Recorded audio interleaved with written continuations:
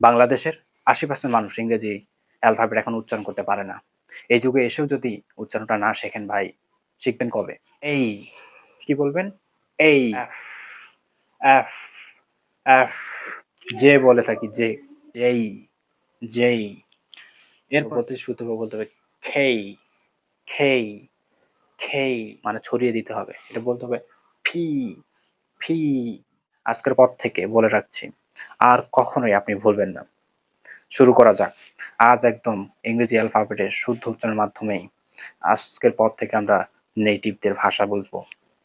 দেখতে থাকুন। এখানে কালো দাগ, কালো চিহ্ন দিয়ে লেটারকে প্রকাশ করা হয়েছে এবং লাল চিহ্ন দিয়ে সাউন্ডকে প্রকাশ করা হয়েছে। সাউন্ডটা আমরা এখন আপাতত শিখবো না, সাউন্ড পরে শিখবো। তবে আজকে শুধু বর্ণগুলোই শিখি। এখানে এটাকে আমরা ভুলবশত এ বলে থাকি। এ এ যখন ব্রিটিশরা বলে যে মেট খেইজ, তখন কি তার মাথা কাজ করে না, কি রে ভাই, আমরা জানি এ, ওখানে আবার এই কেমনে হলো। তার জন্য ফনেটিক্স এবং এই অ্যালফাবেটকে ভালোভাবে শিখতে হবে, তাহলে কিন্তু আমরা ব্রিটিশদের মতো বলতে পারবো, অর্থাৎ নেটিভদের মতো। এটা শুদ্ধ উচ্চারণ হচ্ছে এই। কি বলবেন? এই। সাউন্ডের দিকে আমি যাচ্ছি না, সাউন্ড পরে যাব। এটাকে শুদ্ধভাবে উচ্চারণ শিখেন। এই এই যে ভিতরে যে সাউন্ড গুলো আছে, এগুলো আপাতত যাবো না, ঠিক আছে? কারণ এটা বুঝাইতে গেলে কিন্তু একটু মনোযোগের সমস্যা হতে পারে।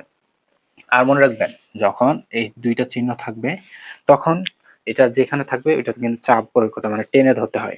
এটা মাথায় রাখবেন, এটা ফনেটিক্স এর বিষয়। তাহলে এটাকে আমরা বলবো এই। এটার ক্ষেত্রে বলবো বি, এটা সবাই পারি। সি, এটাও পারি। ডি, এটাও পারি। ই, এটাও পারি। এটার ক্ষেত্রে একটু সমস্যা হয়ে থাকে, এই জন্য কিন্তু চিহ্নটা দিয়ে রাখা হয়েছে।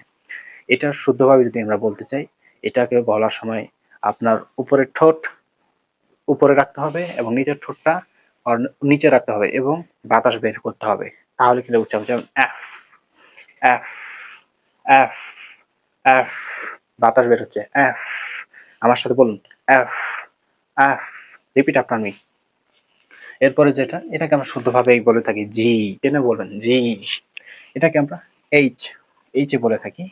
হ্যাঁ, এটাকে আমরা আই, এটা শুদ্ধভাবে বলি আই।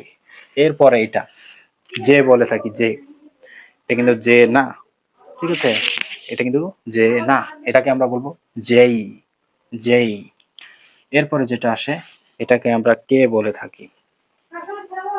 মাথায় রাখতে হবে কে না। এবং এটাকে শুদ্ধভাবে যদি উচ্চারণ করতে চাই, তাহলে আমাদের বাংলায় ওই বর্ণমালাই নাই প্রকাশ করার মতো। এটা ক এবং খ এর মধ্য থেকে আসবে এবং এটাকে যদি আমরা বলতে শুদ্ধভাবে বলতে হবে খেই খেই খেই। কিন্তু প্রকাশ করার সময় আমরা খ নিয়ে থাকি, মানে ওরা মূলত কটাকে ক এবং খ এর মধ্যে আমাদের যেটা আছে, যেটা বর্ণমালায় নাই বাংলায়, সেটা বলে থাকে। মানে ওরা খ বলে না, ক বলে না, ক এবং খ এর মধ্যে যেটা আছে, খ খ খে খ, ওই জন্য এটাকে ওরা মূলত খেই বলে থাকে। কি খেই। তাহলে যেই খেই, আর এটা স্বাভাবিকভাবে এল এম এন। এটার ক্ষেত্রে, এর সাউন্ডের ক্ষেত্রে এটাকে বলতে হবে ও। কি বলতে হবে? ও ও। এটার ক্ষেত্রে ওইটা হচ্ছে এফ, যেমন এফ এর সময় কি হবে? এফ এর সময় মূলত উপরের ঠোঁট এর নিচে, এই নিচের ঠোঁট থাকবে এবং বাতাস বের হবে এফ এফ। কিন্তু এটা যখন বলতে যাব, সেক্ষেত্রে আমাদের ঠোঁটগুলো চওড়া করতে হবে, মানে ছড়িয়ে দিতে হবে। এটা বলতে হবে ফি ফি ফি। ওই জন্য ওরা মূলত আমরা প্যান বলি, ওরা বলে ফ্যান ফ্যাট ফাইন, তাই না? পেপার। তো এই জন্য কেউ বুঝতে পারি না। তো আজকের পর থেকে আশা করি আর বলবেন না। এটাকে বলবো কিউ।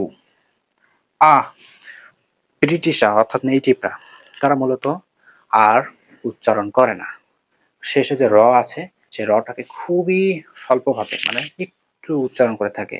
এই জন্য ওরা বলে ফাদা মাদা সিস্টার ব্রাদা, তাই না? এইভাবে কিন্তু বলে থাকে।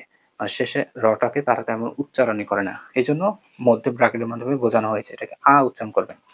এস এস, এটা আমরা অনেকেই টি বলে থাকি। টি না, টি বলা যাবে না, ঠিও বলা যাবে না, মানে ঠি ঠি আমাদের যে বাংলা বর্ণমালার ঠ আছে সেই ঠ ঠ বলা যাবে না। আমাদের এটাকে যদি বলতে যাই আমাদের টি মানে ট এবং ঠ এর মধ্যে যেটা আছে অর্থাৎ অর্থাৎ বাংলা বর্ণমালায় সেটা নাই। ওই বর্ণটা লেখার মতো ইংলিশ বর্ণটা ঠি যেটা আছে এটা এটা লেখার মতো বর্ণই নাই। তো এটার সাউন্ড করার সময় ট এবং ঠ এর মধ্যে যেটা থাকবে এটা বলবো। তাহলে ঠ ঠ ঠ পুরো ঠ বলা যাবে না, ঠ ঠ। তাহলে এটা শুদ্ধভাবে বলতে হবে টি টি। ওই জন্য বলে try to maintain your time. এরপরে যেটা আছে ইউ, এই যেটা এই সাউন্ড আমরা আমাদের যে বাংলা বর্ণমালা আছে ভ সেটা মতো বলে থাকি তাই না? না আদৌ না, আমাদের বর্ণমালায় এটা লেখার মতো বর্ণই নেই, এটাকে প্রকাশ করার মতো বর্ণই নেই। এটা শুধু ভি ভি ভি মানে ব এবং ভয়ের মধ্যে ভি ভি ভি। ওই জন্য বলে ভ্যারি, নেটিভরা দেখবেন যে ভ্যারি ভ্যারি বলে থাকে। এটা তাহলে ভি ভি। এরপরে আমরা এটাকে বলে থাকি অনেকে অধিকাংশ বলে থাকে ডব্লিউ ডব্লিউ। সাউন্ড হিসেবে দেখেন এই যে এই সাউন্ডটা দেখতে পাচ্ছেন এই সাউন্ডটাকে বলা হয় আ সাউন্ড, হালকা আ সাউন্ড। এই জন্য এটাকে বলবেন ডাব্লিউ। কি বলবেন? ডাব্লিউ। এরপরে এক্স এক্স। এটা ওয়াই। এটার ক্ষেত্রে এখন আসা যাক। এই যে জেড এটা হচ্ছে ব্রিটিশ সাউন্ড জেড, আর এই যেটা হচ্ছে আমেরিকান সাউন্ড, ওরা জেডকে জি বলে থাকে। এই জন্য আমরা বলি জেনজি, তাই না? জেনজি বলি না যে Gen Z.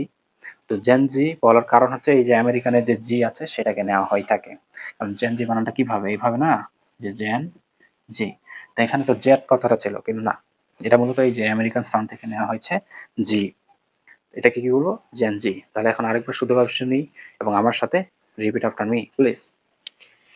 A B C D E F F Z H I J K L M N O P P P। পাওনা ফাওনা দুটার মধ্যে যেটা আছে ফ ফ, সরাসরি ফ বলা যাবে না কিন্তু ফি ফি কিউ আ এস ছি ছি। টওনা ঠওনা আর মধ্যে ছি ছি। U V V V. বওনা ভাওনা আর মধ্যে থাকবে যেটা বর্ণমালায় নাই ভি। ডাব্লিউ ডব্লিউ না ডাব্লিউ। এক্স ওয়াই জেড বা জি। আচ্ছা এই পর্যন্তই। আজকের পর থেকে আর কখনোই আপনি অ্যালফাবেটে ভুল করবেন না। এবং আমি আসছি ফনেটিক্স নিয়ে। আপনারা যদি শিখতে চান তাহলে কমেন্টে জানান। তাহলে কিন্তু যদি সাপোর্ট দেওয়া হয় আমি অবশ্যই আপনাদের সহযোগিতা করবো একজন ভাই হিসেবে। অসংখ্য ধন্যবাদ। আজকের পর থেকে ইংরেজি আপনাদের জন্য সহজ হবে, তার জন্য সাপোর্ট করুন।